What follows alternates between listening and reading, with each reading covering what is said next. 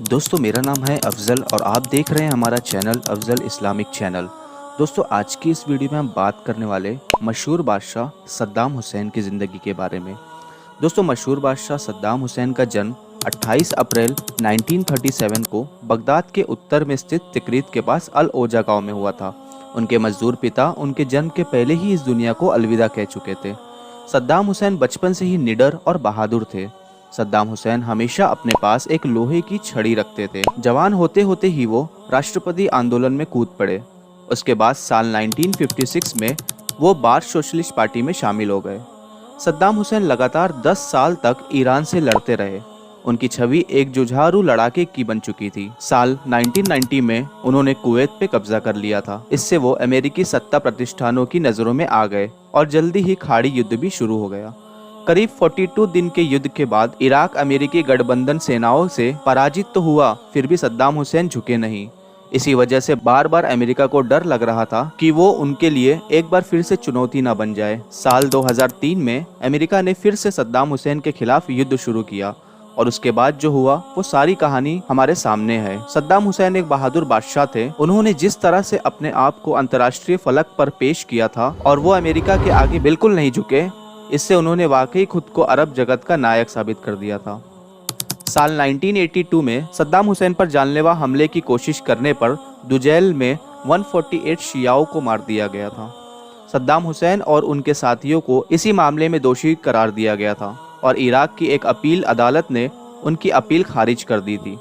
सद्दाम हुसैन को फांसी दिए जाने से एक दिन पहले सद्दाम हुसैन के वकील ने वाशिंगटन में एक अदालत से अपील की थी कि सद्दाम हुसैन को इराकी अधिकारियों के हवाले ना करने के निर्देश दिए जाए, लेकिन अमेरिकी अदालत ने इस अपील को सिरे से खारिज कर दिया था। दोस्तों सद्दाम हुसैन 2 दशक से भी ज्यादा समय तक इराक के शासक रहे थे। सद्दाम हुसैन का जन्म वर्ष 1937 के अप्रैल महीने में बगदाद के उत्तर में स्थित तिकरीत के एक गाँव में हुआ था।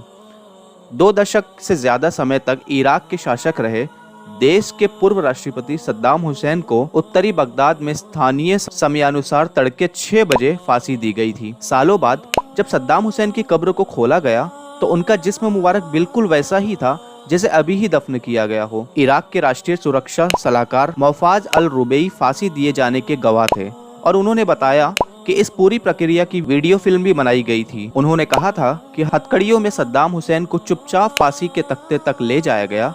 उनका कहना था कि सद्दाम हुसैन के हाथ में पवित्र कुरान था और वो काफी गमगीन नजर आ रहे थे।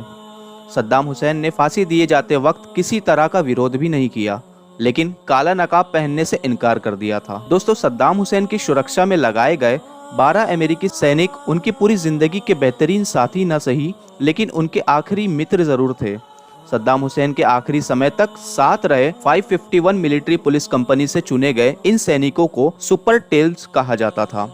इनमें से एक सिपाही जिनका नाम विल बॉर्डेनवर्पर है, उन्होंने एक किताब लिखी है the prisoner in his palace, his American guards एवं what history left and said. इस किताब में उन्होंने सद्दाम हुसैन की सुरक्षा करते हुए उनके आखिरी दिनों के लम्हात को लिखा है। अमेरिकन सिपाही विल बॉर्डेनवर्पर जो सद्दाम हुसैन की सुरक्षा में रखे गए सुपर टेल्स अमेरिकी सिपाहियों की टीम का हिस्सा थे, वो कहते हैं कि जब उन्होंने सद्दाम हुसैन को उन लोगों के हवाले किया जो उन्हें फांसी देने वाले थे, तो सद्दाम हुसैन की सुरक्षा में लगे सभी सिपाहियों की आंखों में आंसू थे और वो गमगीन थे। बॉर्डेनवर्पर ने अपनी एक साथी एडम रोजरसन के हवाले से लिखा है कि हमने सद्दाम को हत्यारे के रूप में कभी भी नहीं देखा, हमें तो वो बिल्कुल ही अपने दादा की तरह नजर आते थे।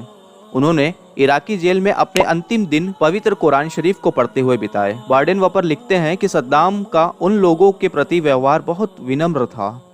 उस समय सद्दाम की सुरक्षा में लगे एक अमेरिकी सिपाही ने उन्हें बताया था कि उसके भाई की मौत हो गई है।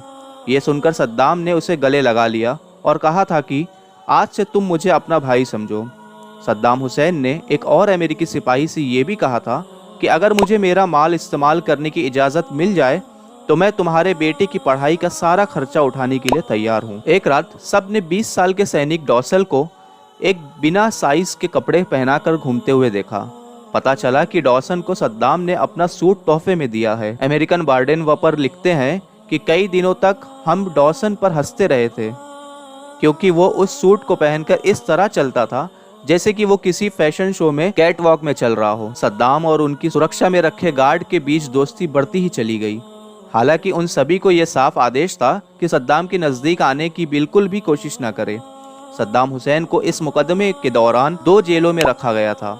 एक तो बगदाद में अंतर्राष्ट्रीय ट्राइब्यूनल का तहखाना था और दूसरा उत्तरी बगदाद में उनका एक महल था जो कि एक द्वीप पर बना हुआ था, जिस पर एक पुल के जरिए ही पहुंचना मुमकिन था। तो दोस्तों, ये थी मशहूर बादशाह सद्दाम हुसैन की जिंदगी पे बनाई गई एक वीडियो। उम्मीद है आप लोगों को पसंद आई होगी। अगर वीडियो पसंद आई तो लाइक जरूर कर दे और अगर चैनल पे नए हैं तो सब्सक्राइब कर दे, ताकि इसी तरह की वीडियोस आप लोगों तक हम पहुंचाते रहे।